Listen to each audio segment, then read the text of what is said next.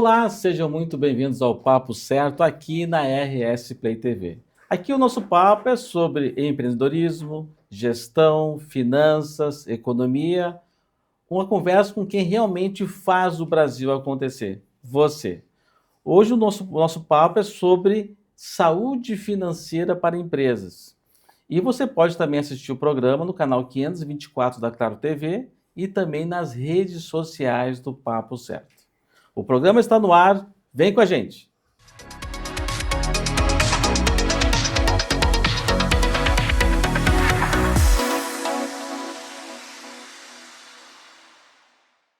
Bom, a pauta de hoje é saúde financeira para empresas. E hoje nós trouxemos aqui dois especialistas no tema, o doutor em finanças pela Universidade Federal do Rio Grande do Sul, doutor Alexandre Franco, seja muito bem-vindo. Obrigado, João. Prazer estar aqui com vocês no Papo Certo.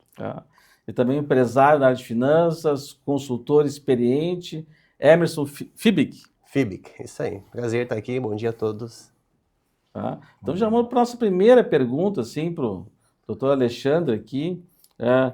Qual o primeiro passo para identificar, né, que a empresa está passando por problemas financeiros? Ou está começando a ligar a sinaleira amarela? João, o principal de tudo é controlar o caixa, né? O caixa é o sintoma, né, mais importante, vamos dizer assim, porque quando tu não tem dinheiro para pagar as contas, né, não adianta você vender, aumentar as vendas, que você não vai ter dinheiro para pagar, né, o custo fixo, vamos dizer assim. Então, para uma empresa pequena, a recomendação é controlar o caixa. Para uma empresa média ou grande, além do caixa, é importante eles controlarem o saldo de tesouraria, né? E o que é o saldo de tesouraria, né? É a diferença, é o que sobra quando tu pega o balanço e tu analisa o ativo circulante menos o passivo circulante, né? Funciona como uma folga financeira para empresas grandes, né? Então, o caixa é... Eu tinha o professor Hernani, da pós-graduação da URGS, já falecido já, ele falava que uma empresa tinha que ter duas coisas, lucro e caixa. Se não tiver essas duas coisas, ó, esquece tudo. E entre essas duas, o caixa é mais importante, porque tem empresas lucrativas, né, que quebram Que não por problemas de caixa. E tem empresas, a gente, né, consegue verificar aí nos relatórios financeiros das empresas com ações na bolsa, tem muitas empresas que passam anos tendo prejuízo, né, então não tendo lucro, mas elas continuam funcionando. Tendo caixa. O caixa sustenta, né? Tipo, eu pegar as empresas de tecnologia, né, a Amazon, ela trabalhou por muitos anos com prejuízo, mas com caixa, porque tinha dinheiro de investidor. Exatamente. Estava crescendo, tinha prejuízo, mas tinha caixa. E no dia que ele deu lucro, ele veio a público pedir desculpas. Tem aquela lógica, né? O caixa é o rei, né? Cash is the king. Então tem que controlar o caixa, né? É muito importante e eu acho que as empresas médias e pequenas, elas sofreram com esse downsizing que ocorreu desde 1990 até hoje, onde as empresas elas achataram os níveis hierárquicos, né? E muitas vezes tu tem empresas que não tem gerente financeiro, né? O gerente financeiro é o responsável, né? Deveria ser o responsável, o financista dentro da empresa, para controlar o curto prazo, né? E aí quando tu não tem a função do gerente financeiro, quem é que cuida do caixa? Ninguém, né? E aí você acaba tendo que apagar incêndio, porque o incêndio ocorreu porque ninguém estava cuidando. Daí quando o incêndio vem, o custo financeiro vai lá em cima, né? Porque é de emergência, daí é o cheque especial, daí é o juro mais alto, né? Exatamente, é o desconto de duplicata, que hoje é automático na maquininha, né? Então, o funcionário lá, o tesoureiro da empresa, né, como não tem gerente e ele precisa pagar a conta, a primeira coisa que ele faz é antecipar recebíveis. E quando tu antecipa recebíveis, tu reduz a margem de lucro, né? Ou tu tem uma margem suficiente para pagar esse custo financeiro. A gente que vai oferece, vende 6 vezes, mas já está incluso já o custo financeiro. Que ninguém acredita que está pagando em 6 vezes, não tem custo financeiro. Sabe, João, teve uma rede que vendia produtos de informática que faliu aqui no Rio Grande do Sul, E é interessante esse caso que aconteceu comigo, né? Eu fui comprar um pendrive, né? Eu fui na loja comprar um pendrive, né? Era a época que a gente comprava pendrive. E aí eu fui pagar como é que o senhor vai pagar? Eu disse, quais são as opções? Não, o senhor pode pagar no débito, no crédito, né? Aí eu disse, pode pagar no crédito, no pendrive. Acho que custava R$ 15, R$ 20. Ela, sim, pode pagar no crédito, né? O senhor quer pagar no crédito? Eu disse, tá, porque aí ganha pontos, né? Milhas, etc. Aí, o senhor quer parcelar? Eu nem pedi, João. Aí, parcelar, mas dá para parcelar até 10 vezes, João. Hã? Em até 10 vezes, João. Como é que uma empresa dessa sobrevive com um caixa parcelando um pendrive em 10 vezes na boca do caixa? Sem o cliente pedir parcelamento. Eu não estava comprando um notebook, uma impressora, uma coisa de maior valor, eu estava comprando um pendrive e me ofereceram a opção de parcelar no cartão em 10 vezes. O que aconteceu? Essa rede, né, que tu deve saber, Já sei quem é. então ela não existe mais, né? Isso me entristece muito.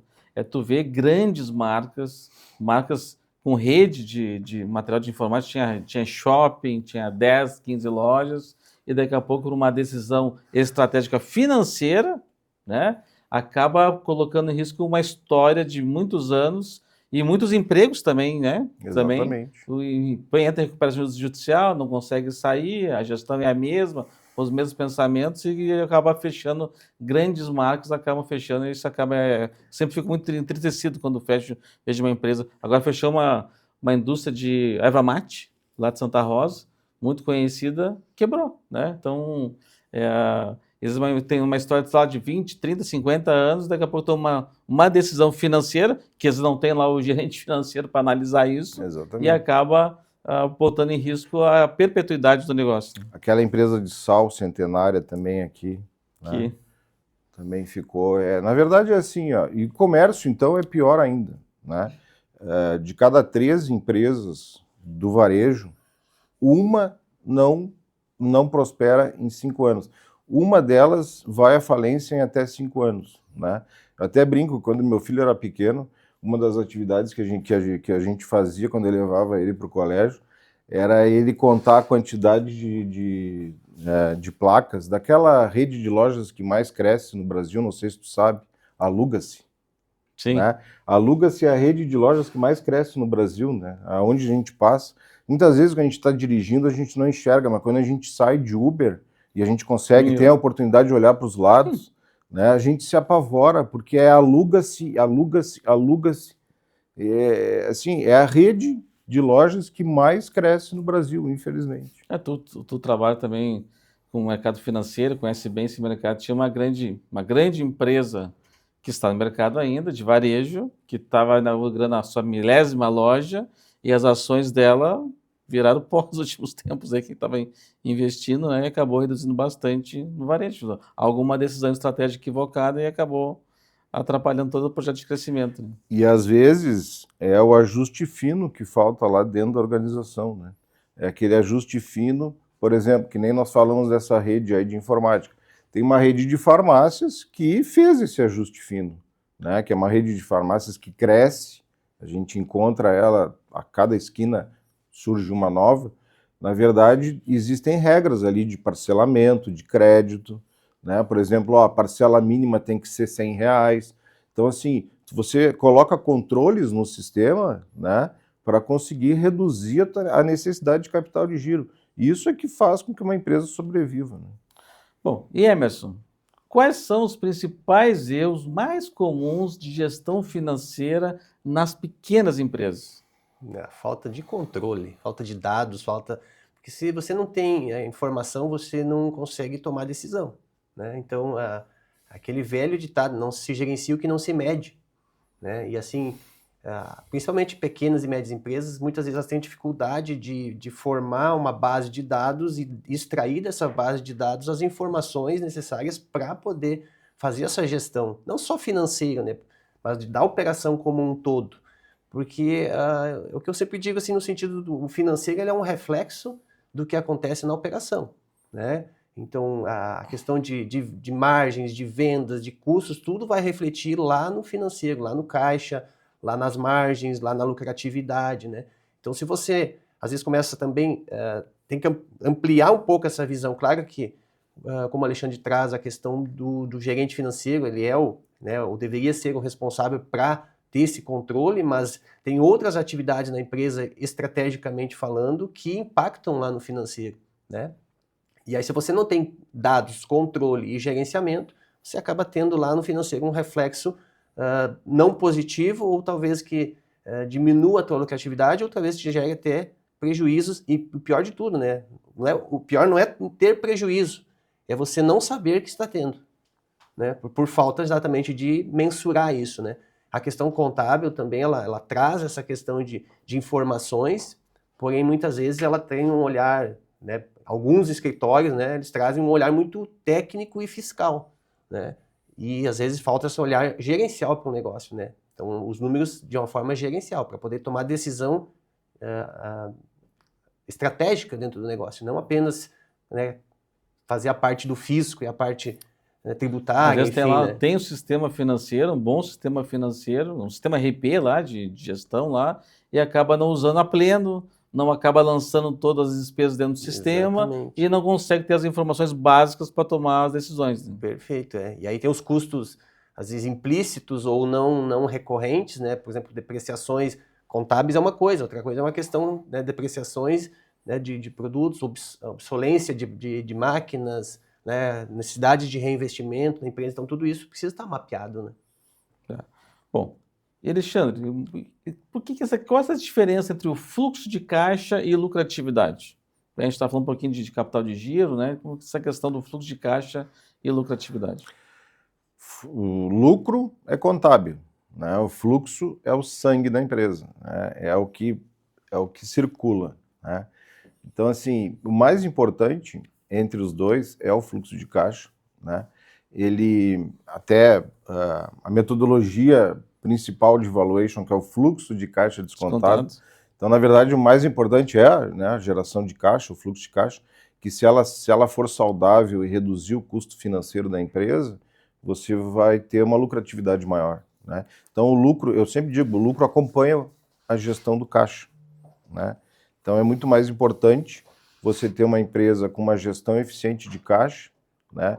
E focar em segundo prazo numa eficiência de lucro, né? Uma questão de controle de lucratividade, com indicadores, etc. Eu sempre digo o seguinte, né? Uma empresa ela precisa ter dois financistas. Tem que ter o que cuida do curto prazo e o que cuida do longo prazo. Porque uma pessoa, né, principalmente os homens, não conseguem fazer duas coisas ao mesmo tempo. Então, assim, muitas vezes eu chego numa empresa para fazer uma consultoria e o diretor financeiro, o CFO, está preocupado porque o cliente não pagou em dia, porque o fornecedor não entregou a mercadoria. Isso não é obrigação de diretor financeiro. O diretor financeiro ele tem que pensar no longo prazo, né? Ele tem que trazer um norte para a empresa, para que a empresa atinja os objetivos estratégicos que os acionistas desenharam, né? E não cuidar do curto prazo. No curto prazo tem a função do gerente, só que aí vem aquela questão que eu já comentei, década de 90, que achatou os níveis hierárquicos, e aí a empresa sem gerente, o diretor financeiro tem que arregaçar as mangas e ficar apagando incêndio, né? Ficar equilibrando o prato, como a gente diz. E muitas vezes ela também acaba não tendo ninguém para pensar no longo prazo, né? E aí, não pensando no longo prazo, aí sim o lucro começa a não aparecer. Sabe que eu trabalhei em banco há alguns anos, né, tempos atrás. O Emerson também trabalhou em banco muitas vezes, muitos anos também. E tu vê assim, muitas vezes, empresas que elas descontam 100%. Pode ser uma estratégia que tem um custo financeiro incluso, mas tem muito dinheiro na mesa que às vezes está saindo fora. E às vezes essas demandas de fluxo de caixa por desconto de títulos, antecipação de cartões, que agora acaba sendo o principal, mas tem até desconto de cheque. Tem muitas material de construção, trabalha muito cheque ainda também. Daí acaba, tu vendo assim, um custo financeiro elevado, e tu vê, tem empresas em que tem lucro operacional, mas coloca o custo financeiro, tem prejuízo. E aí é a questão do descontrole, é a questão de tu não ter indicadores, não ter ninguém controlando o curto prazo, e aí só o que tu tem é um incêndio, e aí para apagar o incêndio vale tudo, né? E aí o vale tudo, qual é vamos dizer assim, a solução mais rápida e mais fácil é descontar os recebíveis. E aí vai embora o lucro, vai embora a lucratividade. Se a empresa não tem uma margem de lucro boa, sustentável, que nem o Warren Buffett dizia, né? Vantagem competitiva durável, se ela não tem uma margem de lucro robusta, esse apagar incêndio de curto prazo destrói o valor da empresa, né? Eu sempre digo, uma empresa com EBITDA de 10% e um ciclo financeiro de 80 dias, ela quebra em 18 meses. Tá? Agora, uma empresa com uma margem EBITDA de 15% e um ciclo financeiro de 55 dias, ela se sobrevive, ela se sustenta, ela é autossustentável, ela não precisa nem pegar dinheiro em banco. Uma diferença, 5% faz uma diferença bem importante no resultado. E o ciclo financeiro curto, que aí faz com que tu tenha uma necessidade menor, né, de capital de giro, e aí, porque na verdade, né, tu tendo uma dependência menor de recurso financeiro dentro da empresa, né, o que é o capital de giro? É aquele dinheiro que o empresário precisa ter para pagar as contas enquanto o dinheiro das vendas não volta, né? Então, assim, se ele concede prazo para os seus clientes pagarem, né, ele tem que ter prazo também dos fornecedores, porque senão ele acaba tendo que ter dinheiro na empresa para financiar os seus clientes. Às vezes o cliente festeja uma entrada de um cliente mensal, com uma compra mensal, vamos supor, de 100 mil reais, mas que paga em 60 dias. Ok, mas é festejado, é uma coisa boa, ok. Só tu tem capital de 200 mil reais para botar na empresa, porque se ele vai pagar em 60 dias, tu tem que ter 200 mil para bancar todo o custo, operação, pessoas que vão ser necessárias para contratadas a mais para bancar aquele bom atendimento daquele cliente, né? Entrou um cliente grande e às vezes surge um grande problema também. João, agora nós, finalzinho de ano, né? Vem aquela famosa promoção, como é que é? Troque de carro e pague a primeira parcela só depois do carnaval. Só em março. Só depois do carnaval, que é quando o Brasil volta, né? Então, assim, já imaginou o caixa dessas concessionárias, como é que vai ficar, como é que eles vão enfrentar, né? Porque tu tem em dezembro a folha dobrada, né? Tu tem a folha dobrada em dezembro e tu ainda faz uma promoção para vender os carros 2026 com a primeira parcela só para depois do carnaval. Então, quer dizer, tu precisa pagar a folha dobrada em dezembro, tu precisa te sustentar em janeiro, em fevereiro e parte de março, né? Pode ser que a fábrica está bancando esse prazo também, né? Pode ser também que tem uma parceria com o fornecedor, né? Mas se não tiver, daí fica... A margem da fábrica é menor ainda, né? É menor ainda que a da concessionária. Mas, assim, a outra questão, né? Não sei se tu tens esse número, João, em 2024... Tá? O número de recuperações judiciais cresceu 64%. E não são empresas que estão faturando menos, porque empresa que fatura mais pode também entrar em recuperação judicial. Né? O empresário acha que a solução é sempre aumentar o faturamento. Não, porque se tu aumenta o faturamento, tu precisa de mais dinheiro. E aí, com o crédito escasso, como é que tu faz para financiar o teu crescimento? Tem um número que é o seguinte: a cada 10% de aumento no faturamento, tá, toda empresa precisa de 60%, né, 10%, 6% de capital de giro. Então, assim, quer aumentar o teu faturamento em 10% no ano que vem, tu tem que aumentar o teu capital de giro em 6%. E como é que tu vai fazer isso? Se tu não tem crédito. E o crédito caro, né? Crédito caro. Selic é 15%, aí fica tudo caro, né? O pessoal estava falando, um amigo meu estava perguntando, mas não tem alguém para renegociar? Está muito alto meu financiamento da casa. Mas aumenta, a Selic é 15%, aumenta para todo mundo, não tem muito o que renegociar aí nesse caso, né? Não tem para onde correr. Bom, Emerson, a gente falou um pouquinho de fornecedor agora, né? Mas como é que fica você pode dar alguma dica assim para negociar com fornecedores? Que às vezes é um capital de giro mais barato, né? Certo, o fornecedor tem que enxergar ele sempre como um parceiro de negócio, né?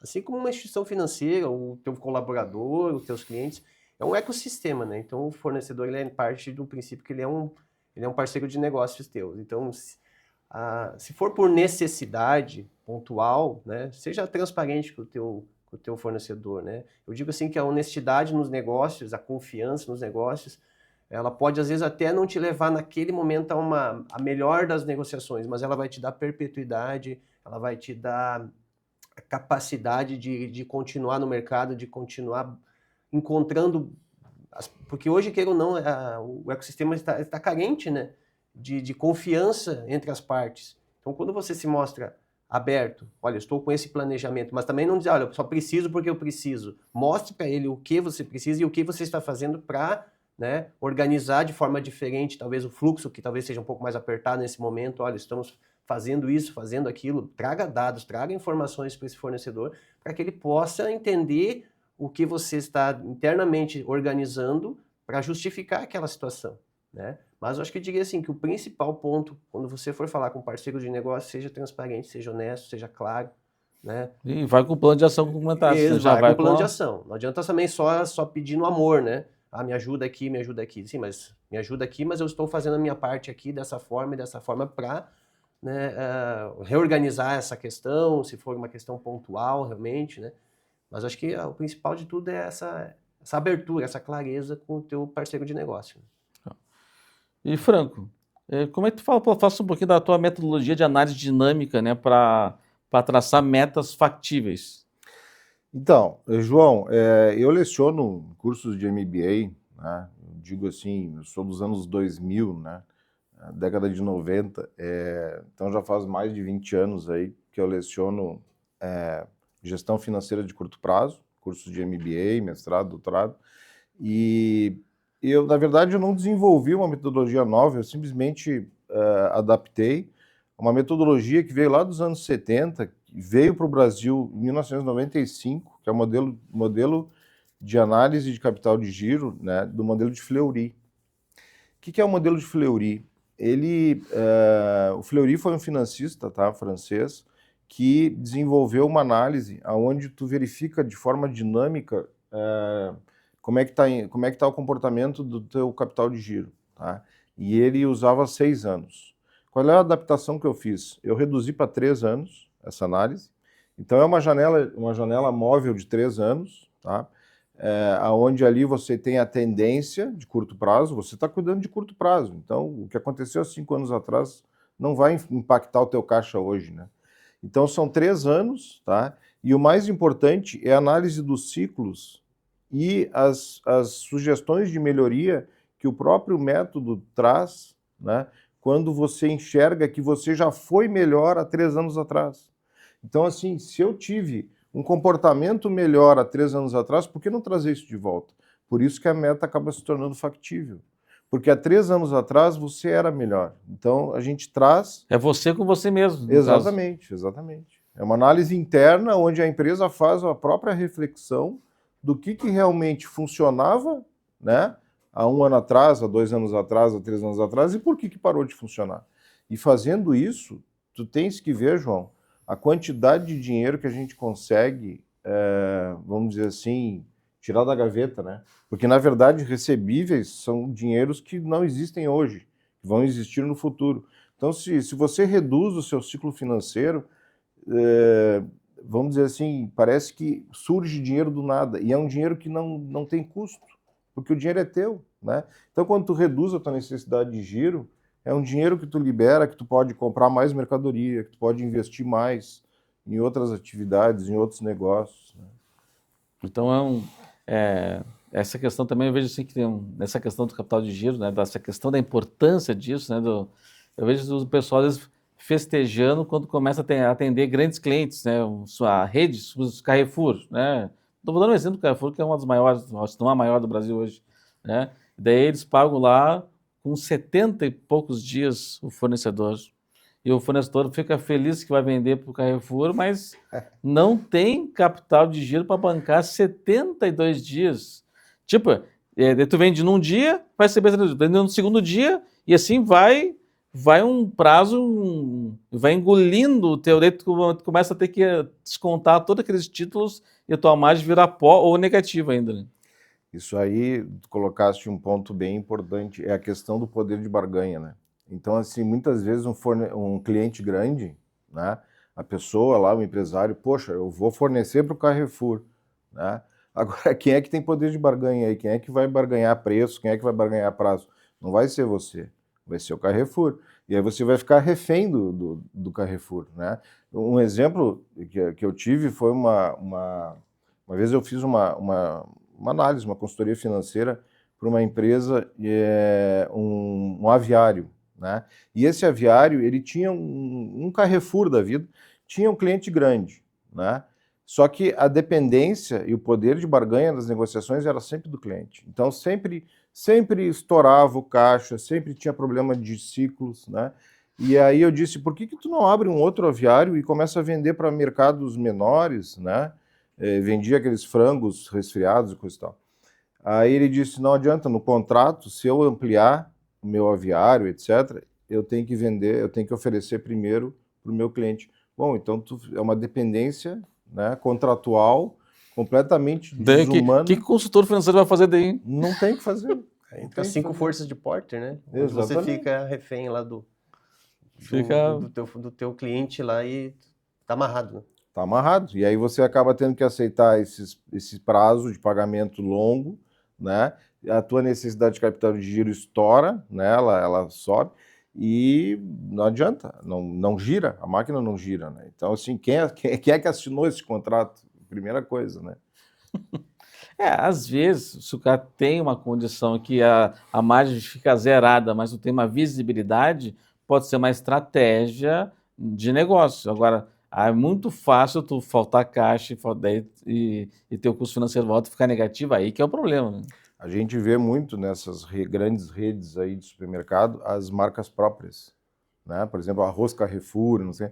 Muitas vezes a gente vai ver um fornecedor ali que está amarrado com algum contrato desses de exclusividade. Quase a maioria, né? Exatamente. Claro, daí, tipo, empresa grande negociando com empresa grande, daí é diferente. Tipo, tu pega as grandes companhias de bebidas, né, que vão negociar com essas grandes redes e tem lá o prazo alongado, mas eles têm capital de giro suficiente para poder bancar algumas operações desse tipo, né? A Ambev é um caso excelente de comentar, porque a Ambev é a empresa brasileira, tá, do ramo de bebidas, né, que tem ações na bolsa e que, por incrível que pareça, tá, apresenta um ciclo financeiro negativo.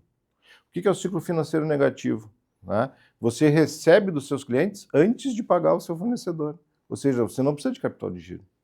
E a Ambev tem esse benefício. Eu vou te falar que eu trabalhei muitos anos lá e chegou um momento em que eles pagavam os fornecedores com 60 dias e de um momento para outro falaram, agora vamos passar a pagar em 120 dias. É isso aí. Por isso consegue negativo às vezes. Paga em 120 dias e recebe em 30. Exatamente. Bom, Emerson, vou falar de uma questão agora que é muito rara acontecer no mercado, que é quando o empresário, o gestor, mistura o dinheiro pessoal, ou melhor, o dinheiro da empresa com o seu dinheiro pessoal. Isso acontece e por que ou raramente, né? E por que isso é tão perigoso? Diz a lenda que acontece às vezes, né? Especialmente em pequenos negócios, né? Pequenas empresas, onde muitas vezes são familiares, empresa familiar, ou, enfim, sócios que estão ali no negócio, montaram há pouco tempo, ou estão há mais tempo, mas, enfim, que são empresas que têm essa mistura, né? De o que é recurso meu, o que é recurso da empresa, aí compra o carro no nome de um, que depois usa para a empresa, usa da empresa, compra para mim. É uma função, né? O pior cenário disso tudo, o que leva a empresa é que ela não consegue distinguir o que é o resultado do negócio, o que é retirada minha enquanto sócio, e aí você não tem clareza, de novo, lá daquela primeira fala, você não tem clareza do que é o resultado real que o negócio está trazendo. E aí você pode estar tendo resultados bons, que por sangrar a empresa, talvez, né, para a pessoa física, você acha que a empresa não está boa, ou ter a ilusão inversa, né? Achar que a empresa está boa quando ela está dando prejuízo e você tá misturando exatamente essas questões, né? Então, o primeiro passo, né, para você ter clareza no teu negócio. Acho que qualquer negócio, se você não tiver clareza dos números, dos dados, das informações, você vai tomar a decisão, no mínimo, equivocada, né? E muitas vezes essa decisão equivocada pode te levar realmente à falência, né? A inviabilizar o teu negócio. Às vezes pode estar, você pode estar tirando caixa para a pessoa física, deixando a empresa, né, descapitalizada, né? Você é um sócio rico de uma empresa pobre. E às vezes é o contrário, né? Você é um sócio pobre de uma empresa rica. Vamos dizer assim, né? Então, acho que política de rapa panela. E vai piorar, né, Emerson? Porque agora parece que em 2026 vem a tributação sobre a distribuição de lucros. dividendos, né? O nosso contador aqui. E aí vai piorar isso aí, porque na verdade tudo que tu conseguir jogar para dentro da empresa para enfim. não distribuir lucros e não ter essa tributação, então vai piorar. Bom, vou pegar esse gancho então do Alexandre, que acontece o seguinte, que o fluxo de caixa com a reforma tributária vai prejudicar ainda mais, porque hoje tu trabalha o mês, fatura e tu paga lá pelo dia 20 do mês seguinte os impostos. Então tu recolheu os impostos em 30 dias e vai pagar lá no dia 20. Com a reforma tributária, o imposto vai ser recolhido na hora. Vai ter o pagamento, a parcela, nos pagamentos, vamos supor, o cartão de crédito, a parcela do imposto já vai direto para o governo naquele momento.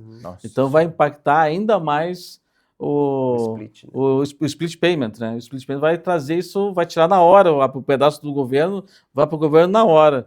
Então isso vai impactar ainda mais o fluxo de caixa Reduz mais o ciclo financeiro nesse contexto dos impostos. Não, o sócio oculto vai se tornar cada vez mais explícito. Mas... Poxa. É brincadeira.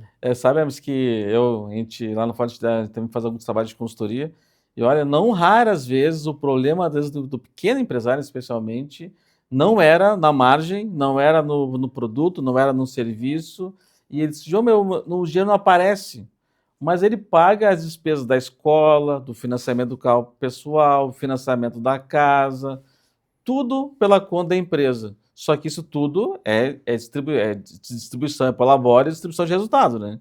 Então isso está sangrando a empresa. E às vezes a empresa não, às vezes o que ele acha que está tirando pouco, está tirando muito da empresa.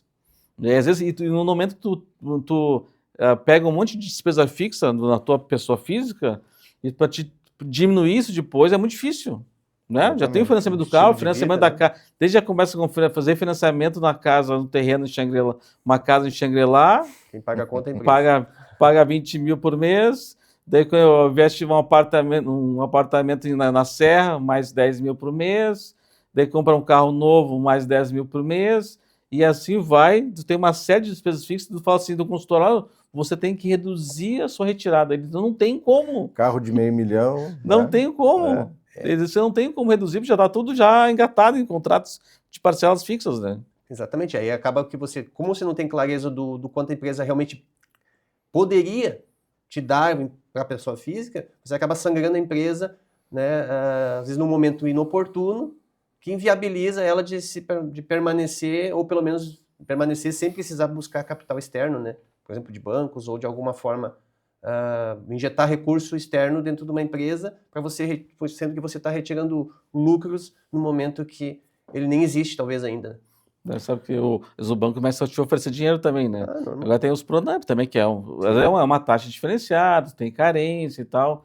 Mas daí eu vejo às vezes cliente pegando esse Pronamp e às vezes não tem um propósito para aquele dinheiro. Tá, mas tu fazer o que com esse dinheiro? Construir a casa na praia, pode ser. Mas não tem um propósito. Daí, tipo, teve a enchente, o pessoal pegou todos os bancos, todos os Pronamps possíveis e imagináveis.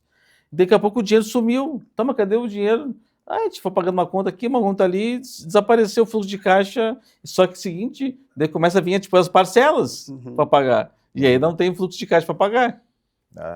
É uma questão. Mas, João, voltando àquela questão da casa em Xangri-Lá, etc., eu peguei um cliente, tá, que era uma distribuidora de produtos químicos, né? São 2 sócios, e aí eu estava fazendo a minha análise dinâmica do capital de giro, e num determinado ano eu vi que houve uma fuga de caixa, né? Uma saída de caixa totalmente outlier, né? Saiu fora do padrão normal da empresa. Aí eu perguntei para eles, vem cá, por que... E era mais de R$1 milhão, era R$1,5 milhão que tinha simplesmente evaporado, né? Que nem comentaste. Evaporou do fluxo de caixa. E aí, esse ano, um dos sócios chegou para o outro e falou assim, vem cá, não foi esse ano que tu terminou a obra lá da tua casa em Xangri-Lá, não sei. Depois eles descobriram que, na verdade, o sócio que ficava cuidando do dinheiro, porque sempre tem um que cuida do dinheiro e outro que cuida das vendas, né? E aí o que cuidava do dinheiro, o que ele fazia? Ele colocava as notas de material de construção, de prestação de serviço de obreiro da casa dele dentro da empresa. Né? Ou seja, além dele misturar a pessoa física com a jurídica, ele estava roubando do sócio, né? Porque estava construindo uma casa que era para ele, não era para os dois, né? E estava colocando como despesa. E aí houve o descolamento de caixa, que na análise dinâmica do capital de giro, a gente percebe que alguma coisa saiu fora do controle, né? Ou melhor, saiu fora dos eixos do padrão. Isso aí. No caso, essa questão dessa falta de transparência quando tem dois sócios diferentes, né? Vamos supor, ter um sócio sozinho, tu sabe, o erro é teu. Mas quando tem dois sócios, é importante ter uma transparência, uma prestação de contas. Mas tu não confia em mim? Não, é uma questão de transparência. Agora tem um cliente nosso, que mora 10 anos em Sydney, na Austrália, tinha uma sociedade aqui e não tinha essa transparência. Quando foi pedir as informações, já viu que tinha umas transferências muito maior para um sócio do que para ele, e agora a questão toda é desfazer o negócio. Fica tão bom, até um ponto que, se tivesse uma transparência, talvez não teria, a empresa, a sociedade permaneceria ainda. Né? Existe muita falta de governança. Por isso que é importante a presença de um conselheiro, né? Conselheiro consultivo, para justamente mitigar esse tipo de problema, né? Esse conflito entre os sócios. Porque eu sempre digo, né? Muitas vezes o casamento, só qual é a diferença do casamento e de uma sociedade? O casamento, né? Quando acaba o dinheiro, as pessoas ainda permanecem juntas porque existe amor entre elas, né? Agora, numa sociedade, quando tem um problema financeiro, é cada um por si, Deus por todos, e tiro para tudo que é lado. Não tem mais amor. Exatamente. Bom, vou perguntar para o Alexandre também, pode ser o Emerson pode complementar também. Quais indicadores vocês acham importantes que a empresa tem que monitorar semanalmente, mensalmente, que é imprescindível, principalmente no aspecto financeiro? Bom, eu já comentei o caixa, né? Os indicadores principais, se uma empresa busca crescimento, né, ela tem que olhar o balanço, principalmente a parte de curto prazo do balanço, que é a parte do circulante, separar bem, né, o que é a necessidade de giro do negócio, que é a necessidade operacional, né, o ciclo financeiro, a diferença entre contas a pagar e a receber, né, o volume de estoque, qual é o teu giro de estoque. Esse é um indicador importante, porque muitas vezes tem muito dinheiro parado no estoque, né? Eu já peguei casos de empresas com mais de 480 dias de vida de estoque, né? De idade do estoque, ou seja, mais de um ano a mercadoria parada, né? E são casos assim, muitas vezes tu pega uma empresa de ferragens que tem lá 20 mil itens à venda, né? Materiais de construção, tem coisa encalhada lá mais de ano, entendeu? Então tem que fazer uma gestão eficiente de estoque, tem que fazer uma gestão eficiente dos contas a pagar e a receber. E o principal, né, entrando no ponto que faz com que a empresa não sobreviva e quebre em 18 meses, é a folga financeira, é tu ter um saldo de tesouraria positivo. O que significa o saldo de tesouraria positivo? Tá? É tu ter um ativo circulante financeiro maior do que o teu passivo circulante financeiro, né? Então, tu ter mais recursos financeiros do que dívidas de curto prazo, né, para honrar. E interessante comentar, porque isso, no modelo de Fleury, a gente identifica muito fácil, é o efeito tesoura, né? O que é o efeito tesoura, João? É quando a empresa está crescendo e, ao mesmo tempo, ela está definhando. Por quê? Porque ela cresce em vendas, mas o empresário, ele vê a empresa crescendo. Assim, ele aumenta a receita e o dinheiro do lucro baixa. Não é nem o lucro, é o fluxo de caixa. Fluxo de caixa. Né? O fluxo de caixa diminui. O efeito tesoura, na verdade, é quando a tua necessidade de giro cresce numa proporção maior do que o teu capital circulante líquido, né? Não quero entrar nesses temas técnicos, né? Nesses conceitos técnicos, mas basicamente é o seguinte: tu está crescendo de uma forma errada.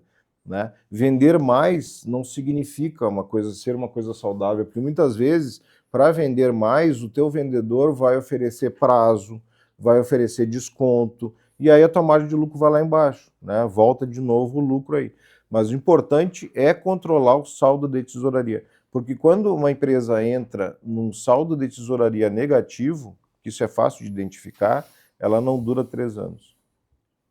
E até complementando o que o Alexandre traz, assim, o caixa, ele tem, como ele diz assim, é o sangue que está circulando dentro da empresa que permite ela manter-se, né, ativa e viva, né? Mas um outro ponto extremamente relevante, a não ser muito estrategicamente, uma empresa pode crescer e permanecer um bom tempo sem lucro, mas a lucratividade, né, se você começa a ter uma empresa que não está dando lucro, ela vai começando a consumir esse caixa, por mais que ele seja inicialmente grande, né? Você vai consumindo e vai consumindo, até um ponto que você vai precisar injetar recurso externo, né? Ou daqui a pouco, mesmo injetando recurso externo, você, assim, ele vai deixando de oxigenar esse fluxo, né? E aí daqui a pouco você não tem mais recurso para...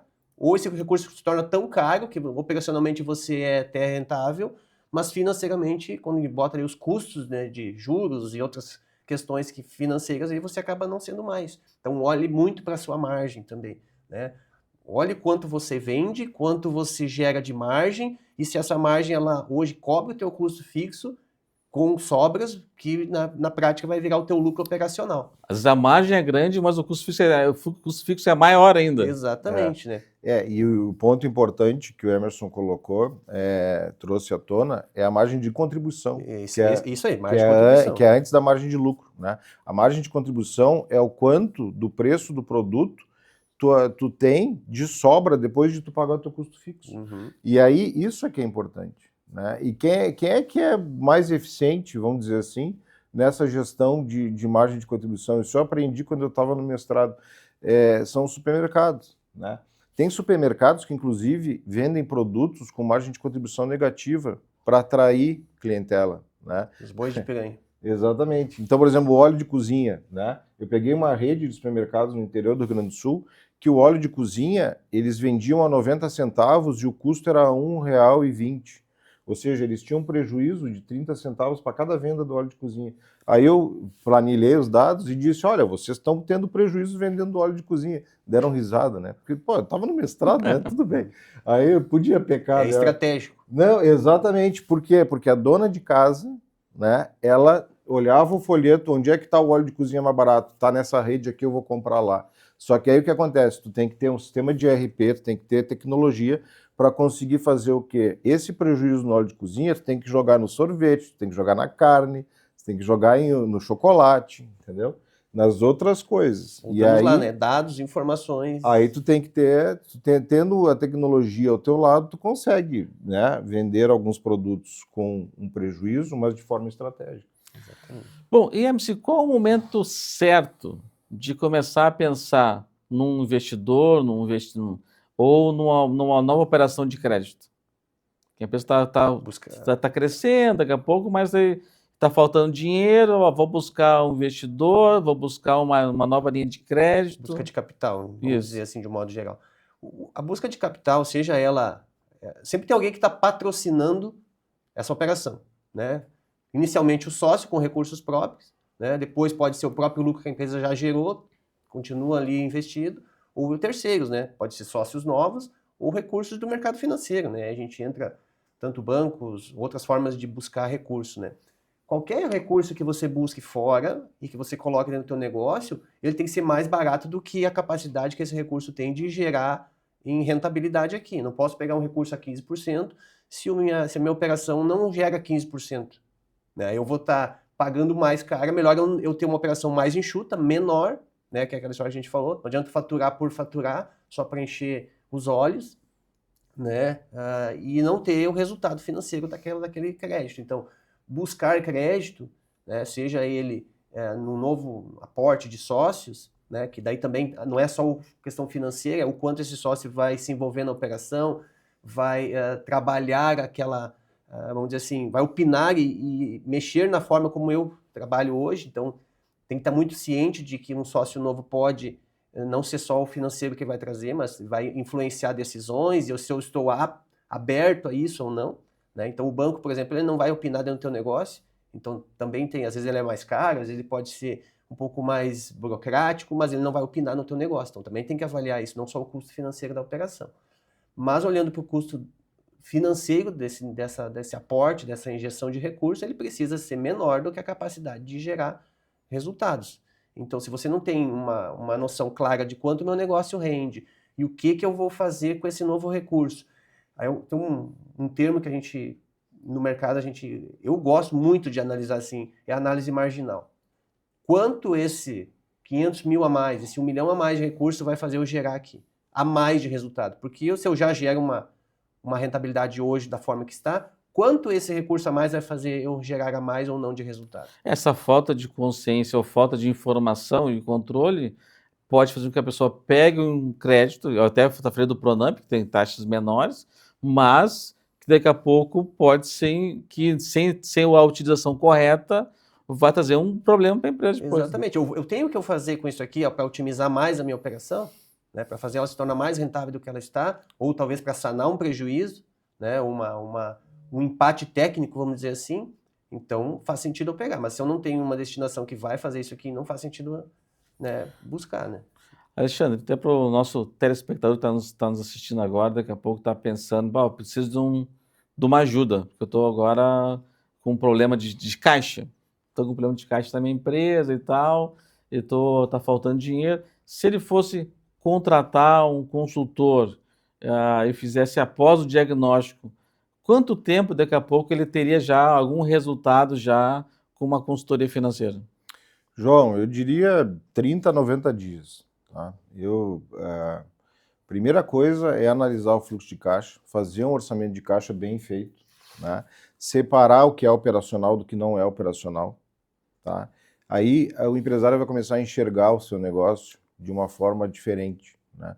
Eu sempre digo, toda empresa precisa ter duas contas bancárias. Uma conta ordinária, tá? Onde tudo que foi orçado, tudo que foi previsto está nessa conta, e uma conta extraordinária, né? Porque shit happens, né? Então os problemas ocorrem, né? O ar-condicionado estraga, o carro, né? O motorista bate o caminhão, a mercadoria é perdida, pega fogo em algum lugar. Então, assim, ocorrem imprevistos, né? Todo mundo está sujeito a imprevistos. E o problema principal da falta de controle, da falta da gestão ineficiente de caixa, é tu pegar o caixa que foi orçado, com base no volume de vendas, e apagar incêndio com esse caixa. Né? E aí vai faltar dinheiro para a operação, para a atividade operacional. Pro dia a dia. Exatamente. Então, uma das coisas é tu ter alguém, teu tesoureiro, o pagador de contas lá, ele tem que ter duas contas. Tu tem que ter duas contas bancárias. Isso é uma coisa fácil de fazer. Hoje tem N bancos digitais aí. Você coloca uma conta do que foi orçado, aí quando chegar o boleto para pagar, vem cá, isso aqui foi orçado? Tá lá no orçamento? Tá. Então eu vou usar a conta ordinária que tem o capital de giro regular. Né? Agora, não, isso aqui é o conserto do ar-condicionado, não sei de onde. Isso aqui tem que usar a reserva estratégica. E o tamanho dessa reserva estratégica tu consegue identificar fazendo esse orçamento, porque aí tu consegue verificar qual é o teu gasto fora do teu planejamento. Né? O que tu gastou a mais do que tu tinha orçado. E aí tu começa a ter uma reserva saudável, tu começa a ter o controle, né, a tal da reserva de emergência, que todo mundo diz que a pessoa física precisa ter, a empresa também precisa ter uma reserva de emergência. Porque vai ter situações em que vai ser necessário. E é mesmo que eu faça um pouquinho sobre até o Alexandre comentou aqui um pouquinho antes, né, sobre a questão da gestão do estoque, né, que eu vejo ser uma grande crítica, às vezes, que essa pessoa, o empresário, o gestor, tem a senha do cofre, tem a senha do banco, tem esse controle do numerário, mas acaba meio que deixando de lado essa ponta, esse lado que às vezes tem muito dinheiro lá e acaba não sendo feito o devido cuidado, né? Da gestão do estoque, dos inventários, né? E daqui a pouco lá tem um inventário equivocado, tem lá produtos que estão já sem valor comercial, e que faça um pouquinho dessa... O estoque a gente chama de dinheiro parado ou dinheiro em forma de produto, né? Mas ele é recurso financeiro, né? Trazendo para o lado de dinheiro no banco, por exemplo. Você deixa lá 500 mil reais, 1 milhão de reais, 5 milhões de reais numa conta corrente sem render nada durante um mês? Não deixa, né? E como é que a gente, vamos dizer assim, o empresário às vezes deixa milhares ou milhões de reais lá no estoque sem uma gestão, sem um olhar, sem um cuidado, né? E aí o Alexandre já trouxe antes essa questão de muitas vezes produtos que lá estão encalhados, né?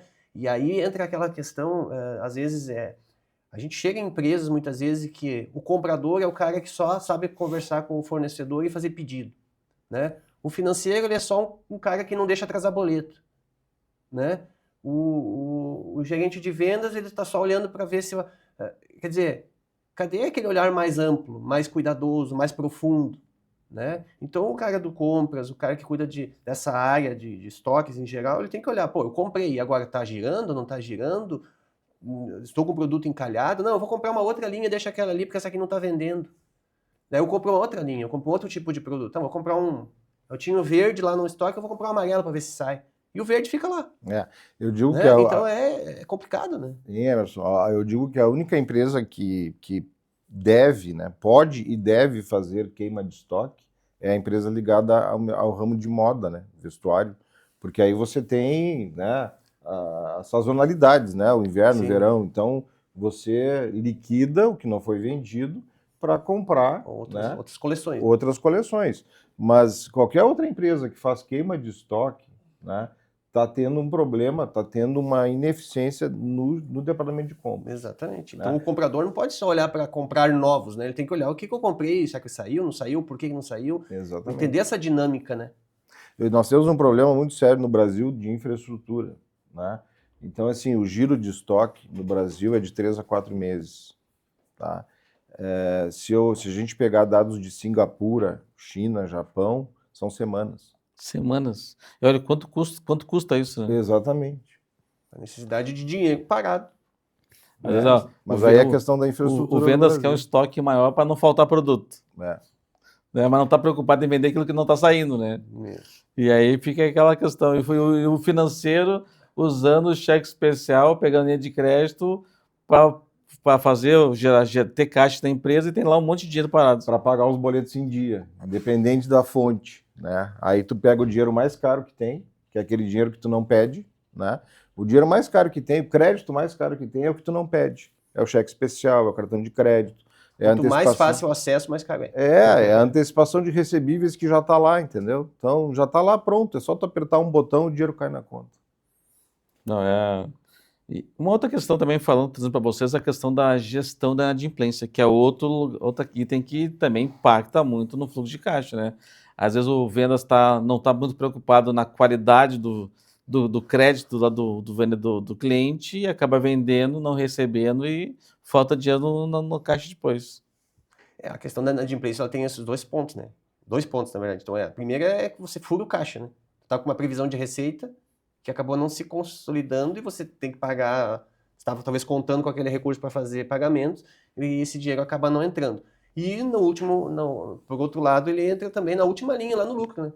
Porque, sei lá, 5 mil reais não recebidos, não é 5 mil reais de venda que eu deixei de ganhar, é 5 mil reais que diminuiu lá do lucro, lá na última linha, porque eu deixei de receber, né? E talvez um atraso é uma coisa, mas talvez eu fique sem receber mesmo, né?